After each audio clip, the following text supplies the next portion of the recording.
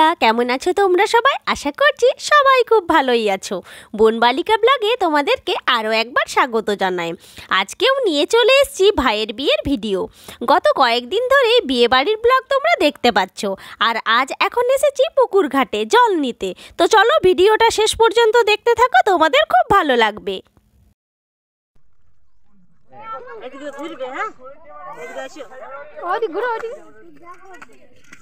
না গঙ্গা কাকে বিয়া করবে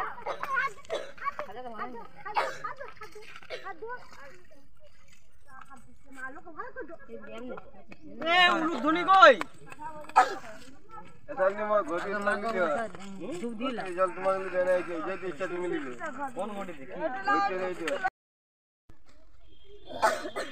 কাটছে তো ওলে করছে কি ব্যাপার কাটলি অনুগুলো ওটা জলদি জলদি প্রণাম করো ওটা তুই একটা ফটো একটা ফটো দিদি একে একবার ধরবি কতদিন হাতটা দাঁড়া যাচ্ছে এ পড়ে যাবি রে পড়ে যাবি তোজো দিদি দেখো চলিবো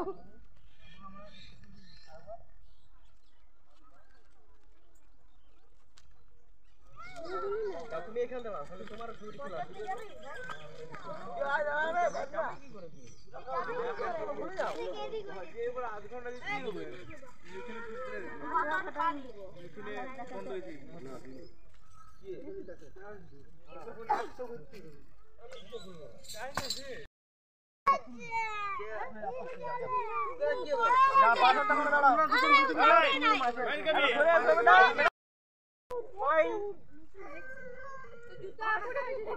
না এবারে এদিকে বেটা লাগাও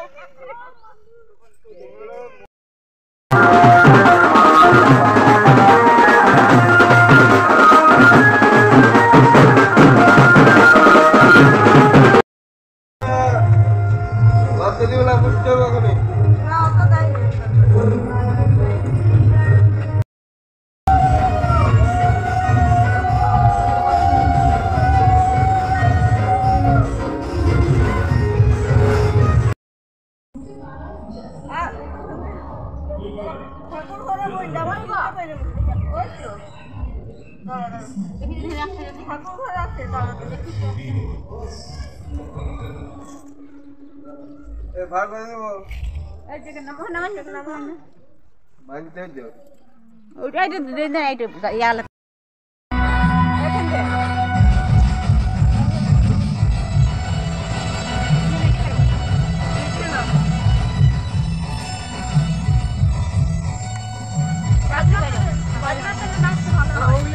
ফটো তুলবো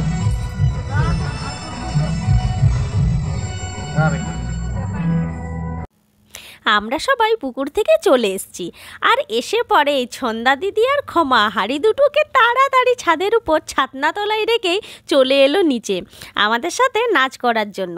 তাই সবাই মিলে আরও একবার জমিয়ে নেচে নিলাম। বিয়েবাড়ি মানেই তো হই হুল্লোড় করা। নাচতে যদিও কেউ জানি না, তাও কেউ কারো থেকে কম যায় না। এখন সবাই বাথরুম ডান্সার। তারপর শুরু হলো বিয়ের আরও নানা রকম আচার অনুষ্ঠান। ঘরের বাইরে অর্থাৎ পাড়ার যে মাঝখানে রাস্তার নিয়ে চলে এলাম ভাইকে। আর তোমরা দেখতে পাচ্ছ ভাইকে দিয়ে দিয়েছি মাথায় ঢাকা তোয়ালে দিয়ে। হ্যাঁ, আমাদের এটাই নিয়ম। তোমাদেরও কি এসব নিয়ম আছে? জানাও অবশ্যই কিন্তু কমেন্ট করে। এখন এখানে হবে বেশ কতগুলো আচার অনুষ্ঠানের নিয়ম। আর এই অনুষ্ঠানে অংশ নিয়ে থাকে বরের দিদি, জামাইবাবু, বৌদি, দিদা, এইসব মানুষেরা, মানে যারা বরের ঠাট্টার মানুষ।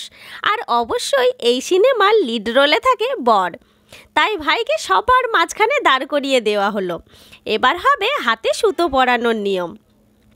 আর এই নিয়ম কিভাবে করা হয় তা অবশ্যই তোমাদেরকে দেখাবো, কিন্তু পরের ব্লগে। তার জন্য কিন্তু অবশ্যই তোমাদেরকে চোখ রাখতে হবে পরের ব্লগগুলোতে, একদম মিস করা যাবে না। আর আরও আমাদের কি কি নিয়ম আছে সেগুলোও দেখাবো। যেহেতু বিয়ে বাড়ি, তাহলে নিয়মও থাকবে অনেক। তো চলো আজকের মতো ব্লগটা এখানেই শেষ করছি। দেখা হবে পরের ব্লগে। সবাই ভালো থেকো, সুস্থ থেকো, সাবধানে থেকো। আজকের মতো চললাম।